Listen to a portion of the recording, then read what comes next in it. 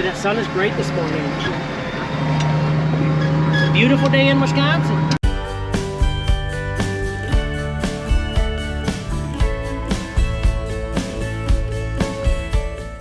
So good morning, everybody. You're watching Echowood Holsteins YouTube channel.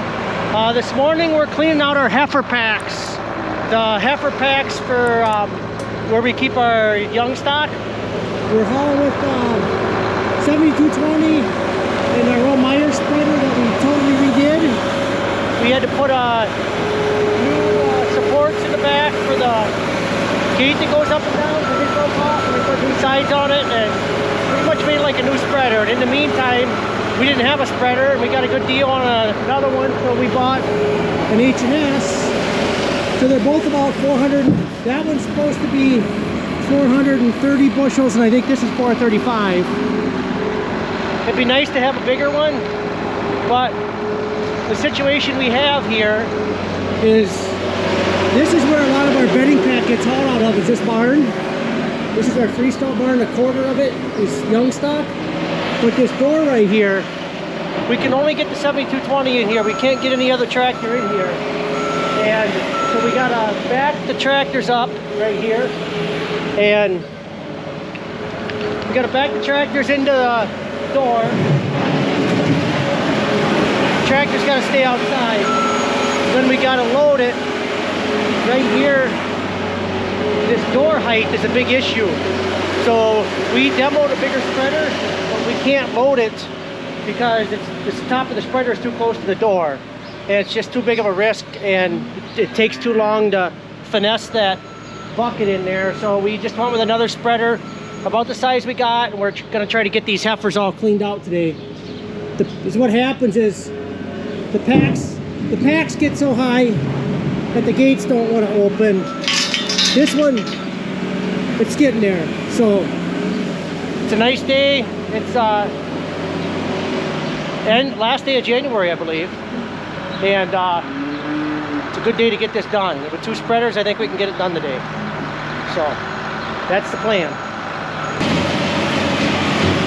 See how close that is up there to that door? That's why we got to worry about getting the spreader. That's why we can't do it.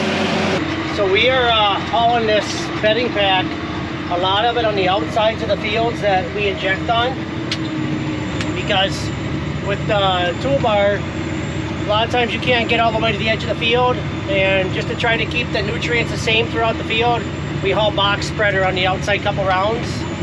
So that's what we're doing here. The drifts are kind of high on the outside, so we're using the 7220 on the second pass and using the versatile on the pass closest to the fence here.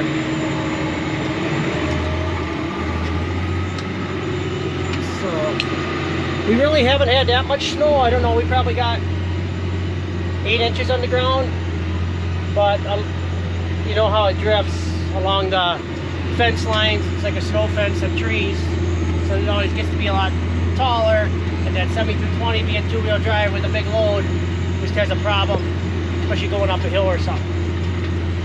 So that's where we're at. We're just gonna go down here, spread this load. So the plan would be in the spring, we would inject this field. Actually, pretty much all of them that we're gonna do today, we're just doing the outsides with the box spreader, and then we're gonna inject in the spring.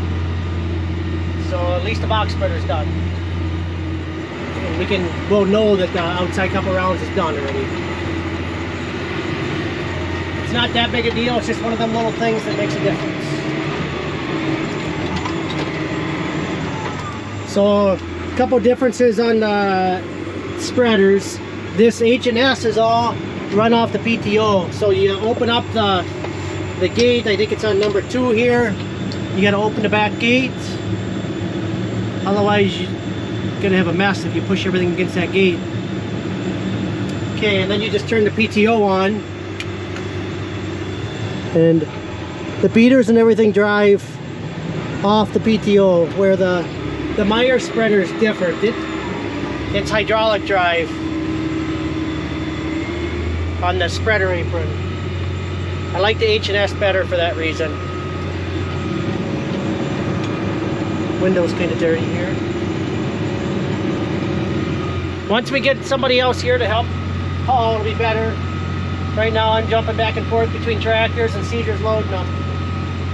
So we get some windows to wash and stuff once we get some more people here.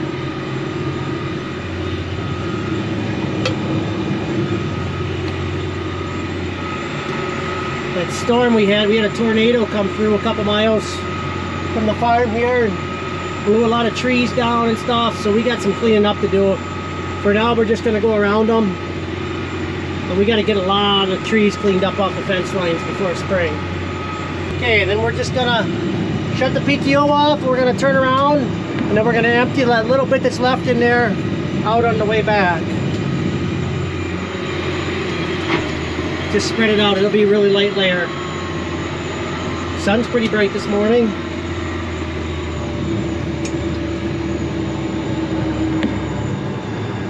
This versatile, the PTO will not turn on unless you're at an idle, which is good and bad.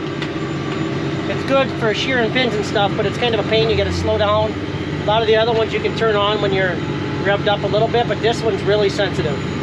You got to pretty much be idled down with the throttle here all the way back, and the tractor's got to be slowed down. You can't just have it back, you got to wait for it, and then PTO will turn on.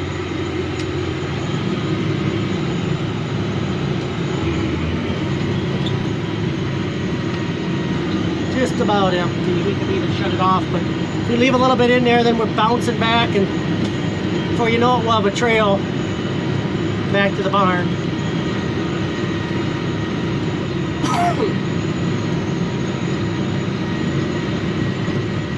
That's good enough.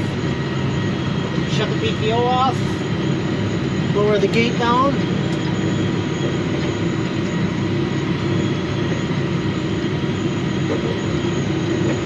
Ready for another load. Got 5 loads out. So, okay, so now we're in the 7220, old trusty 72 with 13,000 hours on it, old Magnum. So here, this spreader, we got to raise the rear gate. We can turn the PTO on first because it only runs the beaters in the back. That way when we raise the gate in the back, if something falls, it gets it out of there. And then the gate is on number 1 hydraulic, and to do it backwards, I'm going to change them in a couple loads as soon as I get a chance. So now we got the gate up and we got the beaters running in the back. And now to make the spreader go, it's the number 3 back, and then the apron starts going. So, and then we go. The spreader really unloads fast, and it's too full. I told Caesar don't load them quite so full. It's too hard on them.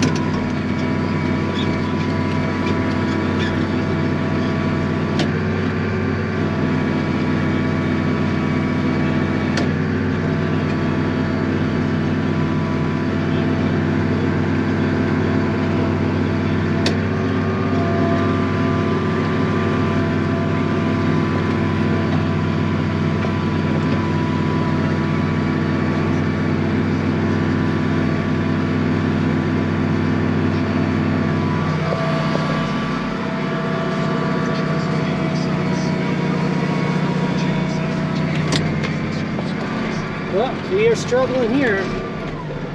Uh-oh. Stuck! I got the apron off, so there's no more manure going to the back. We're gonna have to get a run at this, I guess. Oh, I just felt the back end drop.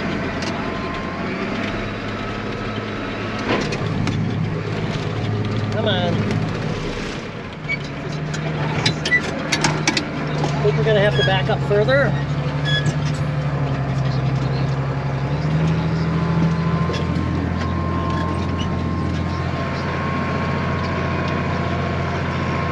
One problem is all the manure is in the back of the spreader, so it's kind of lifting the tractor up off the ground a little bit. Ozzy right here. We'll just shoot up through here, hopefully. Get some speed. Oh yeah, we got her.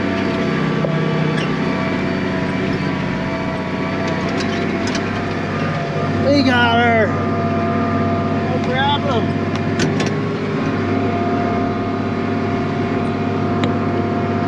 Yeah, all that manure goes to the back of the spreader, so it actually picks the front of the spreader up, and that way, and then you don't have the traction on the back of the tractor that you should. Makes it spin easier, and it picks it right up off the ground somewhat. Takes the weight off of it.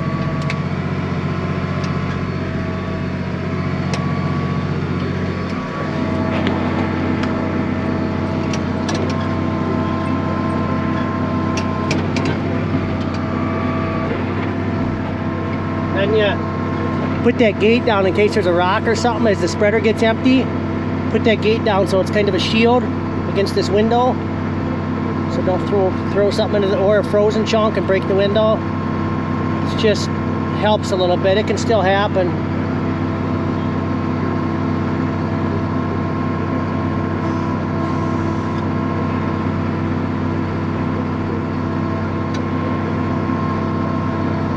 And then on this one, when we get close to being empty, we're just going to shut the beaters off and head back and let it trickle out on the way back. Because like I said, the beaters don't run with the apron. The beaters are on the PTO, the apron's on the hydraulics.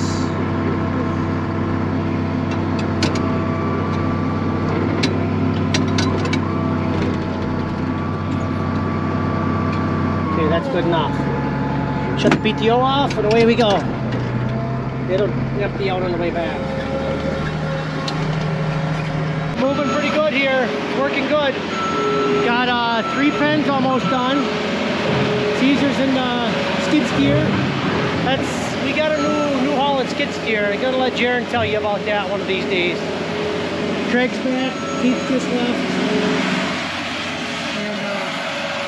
And going not much over an hour, so it's working pretty good. It goes at the most.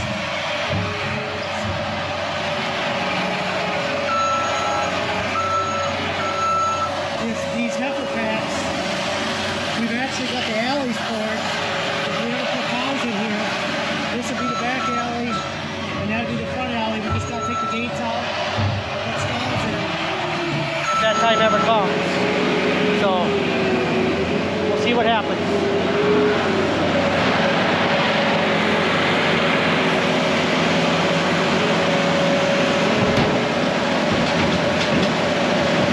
So here's the gate. This is the one. This is going to be a challenge to get this open because the manure's so high. So see what we can do here.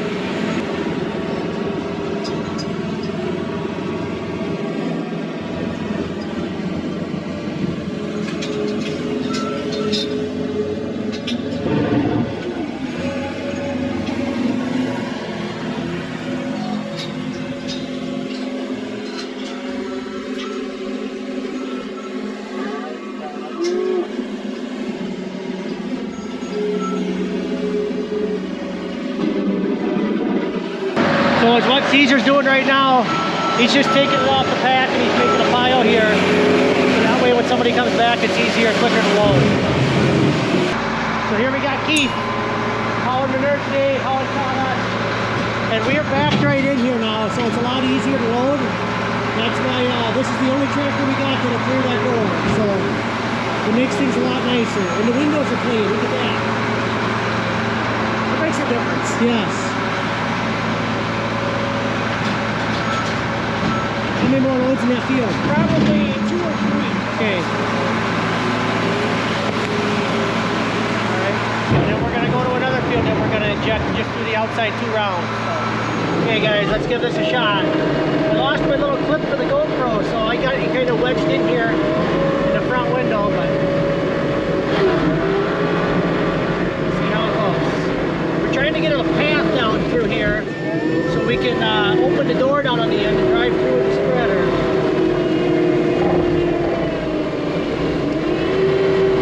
So for now I'm just making a pile back here so when Craig gets back, it's ready to go. He's next.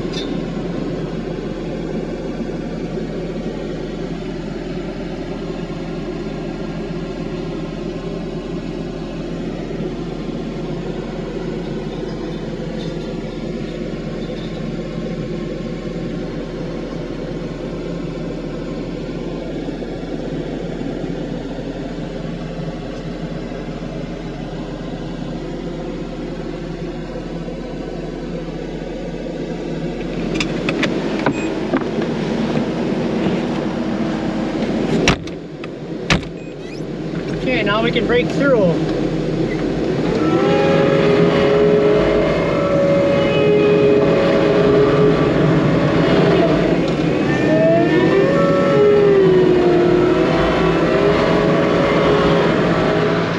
Okay, everybody, it's about 1 o'clock, and we're actually getting about done with this.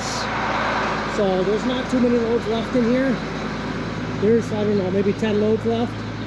But I know somebody that's not going to be very happy when he gets home, because he really wanted to help with this today, and he's in school. I imagine that you guys probably know who that is, but so I don't know. We've got the other heifer shed. I don't know, maybe we'll just move right into that one and keep cleaning, because this going with 2 spreaders like this, the first time we ever did it, and then we got 1 person loading all the time, it's really efficient. A lot more efficient than what we used to do with just 1 person hauling, the same person loading. It's just so much quicker, obviously.